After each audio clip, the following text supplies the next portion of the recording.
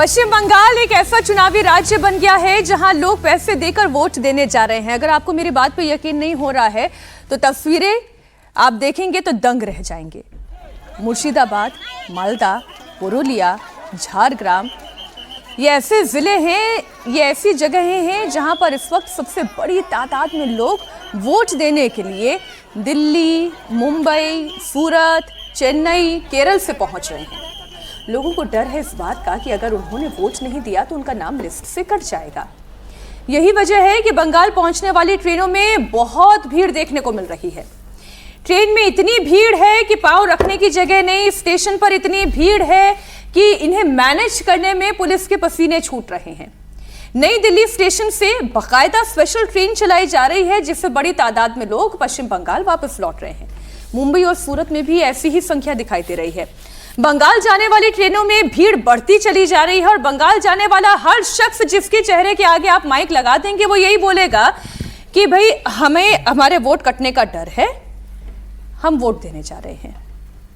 और कई लोग केवल वोट इसलिए नहीं देने जा रहे हैं क्योंकि उन्हें यह लग रहा है कि जो अनियमितता है उसे ठीक करा लिया जाए या अपना रजिस्ट्रेशन करवा लिया जाए या सत्यापित करा लिया जाए। ना, उन्हें यह भी डर है कि भाई जो फायदा उन्हें मिल रहा था कहीं ऐसा ना हो कि उनको यह फायदा ना मिले। भाई पैसा मिल रहा है ना, अलग अलग योजनाएं चल रही हैं, ऐसा ना हो कि वहां पे कोई कट लग जाए। तो इसलिए भी यहाँ पे लोगों की इतनी भीड़ है। सूरत रेलवे स्टेशन पर यात्रियों की संख्या इतनी है, इतनी बड़ी संख्या में लोग बंगाल पहुंचना चाहते हैं कि आप लाइन देखें, कतार देखें, इतनी बड़ी संख्या में। मेरे मन में तो पहला सवाल ही देखकर ये आया था, लोग बिहार कहते रहते इतना पलायन होता है। असली पलायन की तस्वीर तो लग रहा है कि बंगाल की है, जहां का इंडस्ट्रियलाइजेशन कहां है, जहां पर रोजी रोटी के लिए सुविधाएं क्या है, वहां पर क्या नौकरी मिल रही है, जो ममता बनर्जी दावा करती है ना, वो कहां है। इतने लोग फिर पलायन करके नहीं जाते बाहर। लेकिन खैर उस मुद्दे पर तो कभी ममता बनर्जी बोलेंगी नहीं। लेकिन जो लोगों का डर है वो मैं आपके सामने जरूर रख दूं। उन्हें ये डर है कि उनका वोट कट जाएगा और ऐसी अफवाह उन्हें अपने घर तक पहुंचा रही है। हालात इतने खराब है कि लोग भारी भीड़ के बीच अपने छोटे छोटे बच्चों को लेकर भी खींच घसीट के किसी तरीके से आगे बढ़कर दब कर भी जा रहे हैं, घायल होकर भी जा रहे हैं और पुलिस को अच्छी खासी मशक्कत करनी पड़ रही है इनको कंट्रोल करने में। अब ये तस्वीरें हैं, कुछ रिएक्शंस भी आपके सामने रखूं, लेकिन इन तस्वीरों को देखते ही जो पहली बात आपके मन में आती है हर्षवर्धन जी, वो क्या है? नहीं, देखिए मुझे लगता है कि सबसे पहले तो ये कि अगर ये सारे लोग वोटर हैं और बंगाल जा रहे हैं, वोटर हैं ऐसा तो ये कह रहे हैं, जागरूक लोग हैं, लोकतंत्र को मजबूत करना चाहते हैं और अगर कोई पार्टी उनको अपनी पूरी ताकत से ले जाने का काम कर रही है, चाहे उनको मतलब लोभ देकर, डरा कर, तो पार्टी बड़ा अच्छा मैनेजमेंट कर रही है। ये तो बहुत जबरदस्त है। मतलब अगर अपने से जा रहे हैं तो ये भी बड़ा चेतना की बात है, ये तो बड़ी अच्छी चीज है ना अगर कहने का। और इसका जो कहें कि जिस पर आप बात कर रही हैं कि क्या इन लोगों को बंगाल में रोजगार नहीं मिल पा रहा है, मतलब तीन इसके पहलू हुए ना। एक पहलू हुआ कि भाई हमें हमारा वोट है, हम जाएंगे। दूसरा पहलू हुआ कि एक पार्टी है जो मैनेजमेंट के लिए लेके आ रही, क्योंकि ज्यादातर ये चर्चा चल रही है, अखबारों में भी जो छपा है कि आप मुस्लिम इलाकों के लोग जा रहे हैं। मालदा, तो इसका मतलब कि कोई पार्टी मैनेज कर रही, वो पार्टी भाजपा तो हो नहीं सकती, तृणमूल हुई। और तीसरा ये हुआ कि इन सारे लोगों के पास सामान्य दिनों में बंगाल में रहने की स्थिति नहीं है, वो अपने परिवार के साथ वहां नहीं रह सकते क्योंकि उनकी रोजी रोटी नहीं चल सकती। अब इसके बीच में भी अगर वो वहां जाकर फिर भी उसी पार्टी को वोट देते हैं जो 15 वर्षों से सत्ता में है, तो यह भी एक कमाल की बात है। और अगर इस मानसिकता के साथ वो वोट करेंगे तो अब यहां वो आ जाता है जिसकी हम लोग इसके पहले चर्चा कर रहे थे, क्या रिएक्शनरी वोट पड़ेगा। क्योंकि मुस्लिम अगर बहुतायत में जाकर एक पार्टी विशेष के पक्ष में वोट करेगा तो क्या दूसरा वो वाला वोट दूसरी पार्टी विशेष के लिए खड़ा होगा। इसको सीधा सीधा अगर बिना किसी लाग लपेट के कहें तो ये जो मुस्लिम मतदाता ट्रेन से उतरेगा, क्या हिंदू मतदाताओं को भारतीय जनता पार्टी के लिए मतदान स्थल तक जाने के लिए प्रेरित करेगा? सवाल बस यही। वोट कटने का खौफ है। देखिए मुझे लगता है बिहार चुनाव यदि का ध्यान हो तो बिहार चुनाव के समय भी जितनी पॉलिटिकल पार्टियां थी उन्होंने ये सब व्यवस्था कर रखी थी अपने अपने वोटरों को, चाहे वो गुजरात से ट्रेन चली हो, चाहे वो बेंगलोर से ट्रेन चली हो, चाहे वो दिल्ली से चली हो, लेकिन सब अपने अपने वोटों को मैनेज कर रहे थे। और आपको निष्कर्ष आपको दिखाई दिया कि किसके पक्ष में गया। यहाँ भी जो है मुझे लगता है कि तृणमूल कांग्रेस भी इसका काम कर रही होगी और भारतीय जनता पार्टी भी अपना पूरा जोर लगा रही होगी। सूरत में एक यदि आप देखेंगे कि आज़ादी से पहले और आज़ादी के बाद भी, पहले चाहे प्रेमचंद का गोदान ले लें, गबन ले लें, कोई उपन्यास ले लें, नायक यदि कोई बिहार से भागता था तो वो बॉम्बे नहीं जाता था, दिल्ली नहीं आता था, वो बेंगलोर नहीं जाता था, वो कलकत्ता ही जाता था। और इसलिए कलकत्ता जाता था क्योंकि कलकत्ता एक इंडस्ट्रियल हब हुआ करता था। आज वो स्थिति कलकत्ता की नहीं रह गई है। लोग कहते हैं ना, मैं ये बात बहुत बुरा लगेगा, हम अपने मित्रों को भी बोलते हैं कि बंगाल में ट्रेन पहुंचते ही पता लग, पहले बिहार में जाती थी ट्रेन, गुजरती थी तो पता लग जाता था कि बिहार में हम घुस गए हैं, पता लग जाता था। उत्तर प्रदेश से जैसे ही प्रवेश करती थी ट्रेन बिहार में तो बताने की जरूरत नहीं होती थी कि बिहार आ गया, वो पता लग जाता था। वैसे ही यदि आप बंगाल में प्रवेश करते हैं तो आपको पता लग जाता है कि हम बंगाल में आ गए हैं। जिस प्रकार का पहनावा, गरीबी और सड़कों की हालत, वो सब यदि आप देखेंगे तो लगेगा कि अरे ये तो वही है जो बिहार के अंदर हम कभी जिक्र किया करते थे। तो ये पलायन जो है, आपने कभी महाराष्ट्र से सुना है कि महाराष्ट्र से भाग करके और लाखों लाख या करोड़ों में 10 लाख या 20 लाख लोग पलायन करके कहीं पर मजदूरी कर रहे हैं? मजदूरी का काम, ये सब मजदूरी का, ये कोई बहुत स्किल्ड वर्कर है ऐसा नहीं है। कभी आपने सुना है कर्नाटक से निकल करके, कर्नाटक तो कांग्रेस का प्रदेश है ना, वहां से निकल करके ऐसे मैं पलायन वाली बात तो आपकी बिल्कुल समझ रही हूँ, इसलिए मैंने भी ओपनिंग स्टेटमेंट में यही बात बोली, इसी खबर से जुड़ी हुई। लेकिन ये जो इनके बीच में भ्रम फैलाया जा रहा है, क्योंकि सुबह से मैंने दर्जनों बयान ऐसे इन लोगों के सुन लिए, हमारे संवाददाता अलग अलग शहर में मौजूद है, इन लोगों से बात कर रहे हैं। वो ये कह रहे हैं कि अगर पहुंचे नहीं तो वोट कट जाएगा। ये भ्रम कौन फैला रहा है, क्यों फैला रहा है? क्योंकि नाम अगर आपका है, पूछा भी पत्रकार ने, हमारे सहयोगी ने पूछा कि आपका नाम है, कहा कि हाँ नाम है वोटर लिस्ट में, फिर आप क्यों डर रहे हैं? कहा कि नहीं, वोट नहीं दिया तो नाम कट जाएगा। ये कौन सा डर है? अभी जो जैसे SIR चल रही है उसमें भी एक बड़ा कारण ये होता है ना, जो नाम कटे वही लोगों के नाम कटे हैं। आपको डर लग रहा है, ये तो सच है, ये तो सच है। SIR में किन लोगों के नाम काटे आपने? उन लोगों के नाम काटे जो वहाँ नहीं रह रहे हैं, काफ़ी समय से अपना काम धंधा रोजी रोटी के लिए, पेट पालने के लिए दूसरे स्टेट्स में है, तो उनकी चिंता वाजिब है। इसमें किसी पार्टी की बात नहीं, ये तो इलेक्शन कमीशन देख रहा है काम। कोई ममता बनर्जी देख रही हो या नरेंद्र मोदी देख रहा है, ऐसा तो नहीं है। इलेक्शन कमीशन ने जो पहला कदम उठाया नाम काटने का, वो उन लोगों का किया जो लोग वहाँ नहीं रह रहे स्थायी रूप से और अपने अपने इलाकों में जा रहे, तो उनकी चिंता वाजिब है। बहुत सारे मित्र लोग तो यहाँ पर कपड़ों से पहचानते हैं लोगों को, तो क्या ये सारे लोग मुसलमान लग रहे हैं आपको? नहीं, सब लोग जा रहे हैं, मुसलमान भी है, हिंदू भी सब है, हैं, सब जा रहे हैं। और जितने सवाल आज हमने खड़े किए हैं, एम्प्लॉयमेंट का, इंडस्ट्रियलाइजेशन का और सारे, वो सारे सवाल बिहार के वक्त भी थे, लेकिन तब हमने ये सवाल खड़े नहीं किए। और ये सच है कि बिहार, बंगाल में इंडस्ट्रियलाइजेशन नहीं हो रहा, हमेशा खड़े किए। बंगाल में इंडस्ट्रियलाइजेशन खत्म हो गया, ये तो साफ है, इसमें कोई ऐसी बात ही नहीं है। ये महत्वपूर्ण है कि क्या ये लोग वहां जाकर जिस वजह से यहां तक आ गए हैं, वापस उसी सरकार को वोट देंगे, उस पार्टी को वोट देंगे कि नहीं देंगे, ये महत्वपूर्ण होगा। और वो कैसे किसका वोटर जा रहा है प्रोफेसर जी, ये किसका वोटर जा रहा है? देखिए, यदि मुस्लिम यदि जा रहे हैं, जो सूरत से हैं या गुजरात में हैं, चाहे दिल्ली से जा रहा हो, मुस्लिम यदि वोटर जा रहा है तो यकीन मानिए वो ममता के लोगों का पोलराइजेशन है, उनका मोबिलाइजेशन है। यदि हिंदू वोट जा रहे हैं तो यकीन मानिए वो भारतीय जनता पार्टी के लिए जा रहे हैं। इसमें कोई मुझे इफ एंड बट नहीं है। मैं ये नहीं कह रहा हूँ कि सारे के सारे हिंदू जो है वो ममता के खिलाफ वोट करने जा रहे हैं, लेकिन सारे के सारे मुस्लिम जो हैं वो भारतीय जनता पार्टी के खिलाफ वोट करेंगे। ये बात बहुत क्लियर हो जानी चाहिए कि मुसलमानों के लिए भारतीय जनता पार्टी काफिर है, दुश्मन है, एंटी इस्लाम है, हिंदूवादी पार्टी है, इसलिए उसका सत्यानाश होना बहुत जरूरी है और इसलिए वो वोट करते हैं। 10 सेकंड रुक जाइए। उनको शिक्षा से लेना देना नहीं है, उनको डेवलपमेंट से लेना देना नहीं है, उनका रोड हो जाए या नहीं है, उनके लिए है कि ये हिंदूवादी पार्टी है। देखना ये दिलचस्प होगा कि बंगाल के हिंदुओं के मन में ये बात आती है क्या कि मुसलमान कैसे वोट करता है। अगर जो आप बात कह रहे हैं वो बात योगी आदित्यनाथ देखिए मंच से तो पहुंचाने की यही कोशिश करते हैं कि हम हिंदुओं की पार्टी है, हिंदुओं की रक्षा करते हैं, यही तो बात है। मुख्यमंत्री योगी आदित्यनाथ बड़ी अपील कर रहे हैं, सरकार बनी तो गाय कटने नहीं देंगे, सरकार बनी तो हिंदुओं को बंटने नहीं देंगे।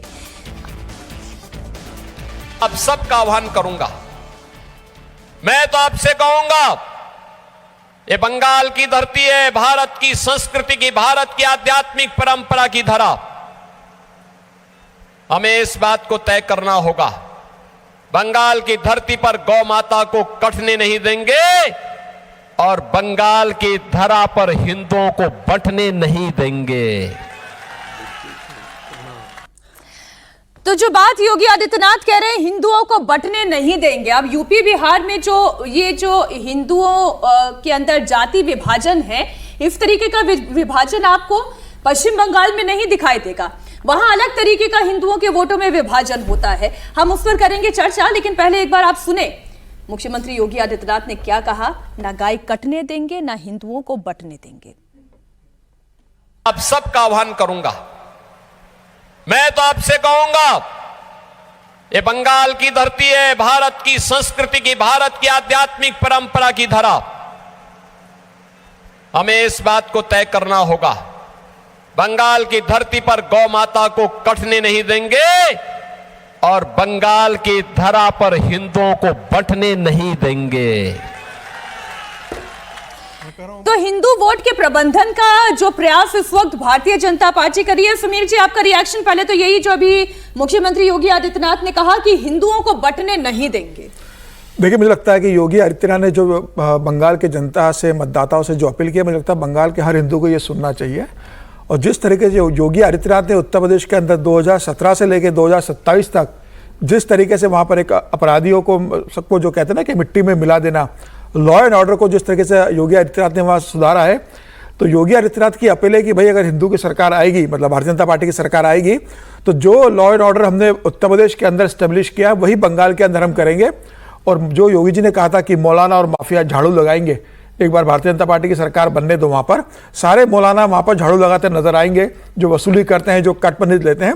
तो मुझे लग रहा है कि योगी आदित्यनाथ की अपील वहाँ पर जिस तरीके से काम हो रही है और जमीन स्तर पर जनता योगी आदित्यनाथ के भाषण को सुनने के लिए जमीन पर उतर रही है।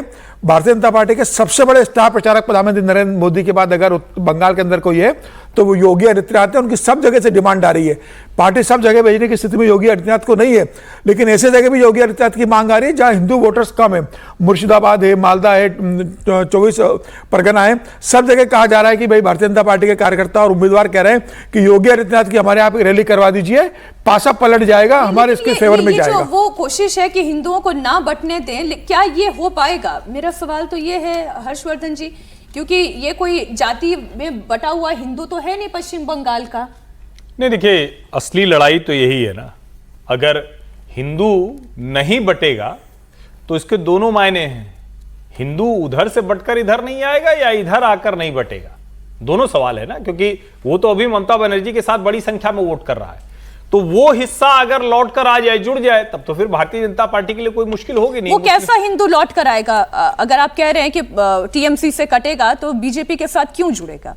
नहीं, जाहिर है भारतीय जनता पार्टी का अपना एक एजेंडा है और उस हिंदुत्व के एजेंडे में वो बार बार ये कहते हैं कि बांग्लादेशी घुसपैठिए हों, ममता सरकार की मुस्लिम अपीजमेंट की पॉलिसी हो, या जो ओवरऑल जो गवर्नेंस चल रहा है वो एंटी हिंदू है, इसको वो स्थापित करने की कोशिश करते हैं। और अगर वो लोगों को समझ में आएगी और उसके आधार पर वोट होता है तो भारतीय जनता पार्टी के लिए निश्चित तौर पर प्लस होगा। लेकिन क्या वो इतना आसान है? क्या सिर्फ ये कह देने से कि हम गाय नहीं कटने देंगे, हिंदू नहीं बटेगा, इसको कह देने से वो आ जाएगा क्या? ये बड़ा सवाल है। और भारतीय जनता पार्टी के लिए वहां अभी भी इसीलिए बहुत सी मुश्किलें आ रही हैं, जिसको हम कहते हैं ना कि दूसरे राज्यों में जो आसानी हो जाती है, क्योंकि ममता बनर्जी भी एक बहुत मजबूत नेता है, उनके पास वो नेताओं की अच्छी खासी फौज है, बड़े सिपा सालार हैं, जमीन तक उनका कैडर बहुत स्ट्रांग है, इसलिए भी बीजेपी के लिए बड़ी चुनौती है। अब बात अखिलेश यादव और स्मृति ईरानी के बीच छिड़े हुए घमासान की। महिला आरक्षण को लेकर छिड़ी ये जंग अखिलेश यादव को गोरखपुर से चुनाव लड़ने की चुनौती देने तक जा पहुंची है। इसकी शुरुआत लोकसभा में अखिलेश यादव की स्पीच से हुई। महिला आरक्षण बिल पर अपनी स्पीच के दौरान अखिलेश यादव ने स्मृति ईरानी पर चुटकी ली और कहा कि सास बहू वाली तो चुनाव हार गई। इसके बाद स्मृति ईरानी ने पलटवार किया। उन्होंने कहा कि अगर अखिलेश यादव में दम है तो गोरखपुर से चुनाव लड़कर दिखा दे। अखिलेश यादव ने स्मृति को चुनौती स्वीकार करने के बजाय हंसी में जवाब दिया और कहा कि वो कन्नौज का नाम बदलकर गोरखपुर रख लेंगे।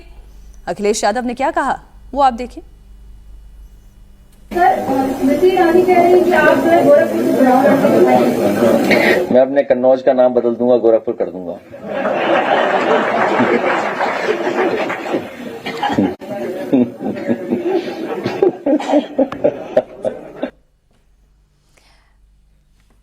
इसका मतलब यह है कि चुनौती स्वीकार नहीं कर सकते प्रोफेसर साहब अखिलेश यादव।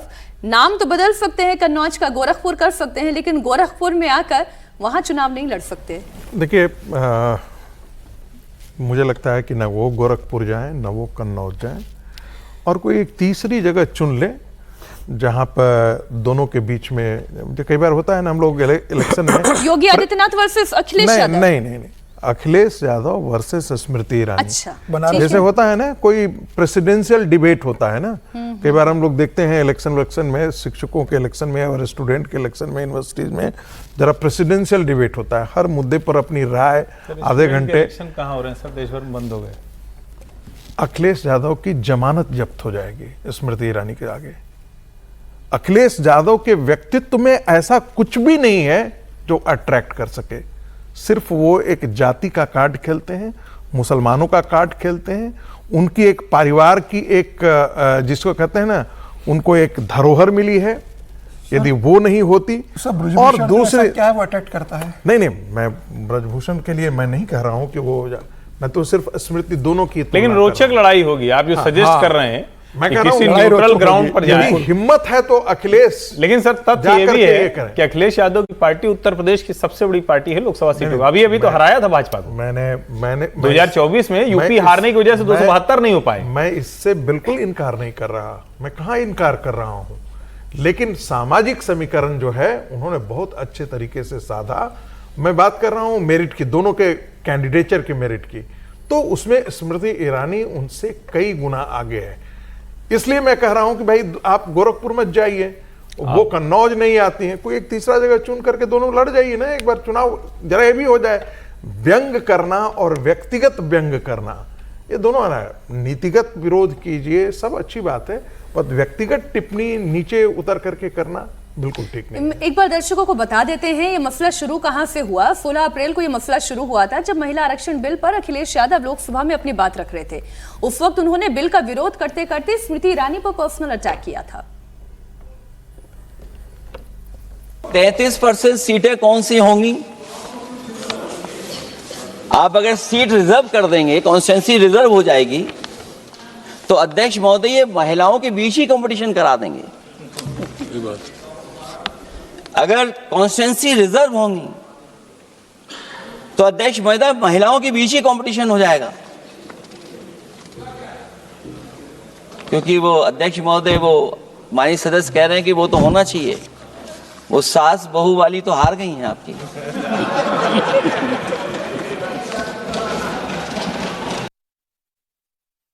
बहुत आसान है पैतृक सीट से चुनाव लड़ना। मुझ जैसी औरत ने जो कामकाजी है किसी और के गढ़ में जाकर परचम गाड़ा है और कांग्रेस के राष्ट्रीय अध्यक्ष को हराया है। तो अगर इतना ही दमखम रखते हैं तो पैतृक सीट छोड़ के गोरखपुर से लड़के दिखाएं। तो आसान होता है कामकाजी महिला पर टिप्पणी करना, और वो जिन्होंने कभी खुद कोई नौकरी ना की हो। ये ज्यादा हिटिंग था, ये ज्यादा हिटिंग था जिसने खुद ने कभी कोई नौकरी ना की हो। एक चीज जिक्र कर रहा है, अखिलेश यादव और अखिलेश यादव की पत्नी भी संसद में होती है। अक्सर देखते हैं कि अखिलेश यादव आगे बैठते हैं, पत्नी उनकी जब वो बोल रहे होते हैं तो पत्नी भी दिखती रहती है। कभी उनमें से प्रतिभा की कोई एक किरण दिखी है संसद के अंदर आकर के? मैं नहीं मानता हूं, बहुत सारे ऐसे सांसद हैं जो शोकेस के लिए, दिखावे के लिए हैं, और हर पार्टियों से हैं जिन्होंने बहुत ज्यादा बड़ा योगदान नहीं किया हो। लेकिन स्मृति ईरानी के खिलाफ जब टिप्पणी कर रहे होते हैं अखिलेश यादव, तो जरा मुड़ करके अपनी पत्नी की तरफ भी देखते हैं कि कौन सा उनका इंटेलेक्चुअल कंट्रीब्यूशन। अरे वहां पर क्या है, शकल दिखाने के लिए थोड़े हम वहां पर जाते हैं, चुप्पी बैठ करके बांधने के लिए थोड़े जाते हैं। हम 10 सेकंड दूसरे महिला के खिलाफ क्यों तुलना में खड़ा करना? तुलना इसलिए कर रहे हैं कि व्यक्तिगत टिप्पणी, मैं बार बार फिर इसलिए कह रहा हूं, व्यक्तिगत टिप्पणी करने से बचना चाहिए था। सास बहू का भी नहीं। हाँ, उन्होंने काम किया है, पुरुष, उन्होंने अपने लिए जमीन बनाई है, मैं कोई उनका बहुत ये नहीं कर रहा हूं।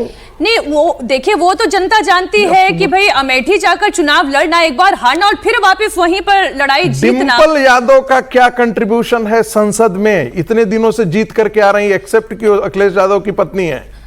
अब अखिलेश यादव की लड़ाई केवल स्मृति ईरानी से ही जंग की नहीं है। महिला आरक्षण पर अखिलेश यादव और सीएम योगी के बीच भी जमकर तकरार चल रही है।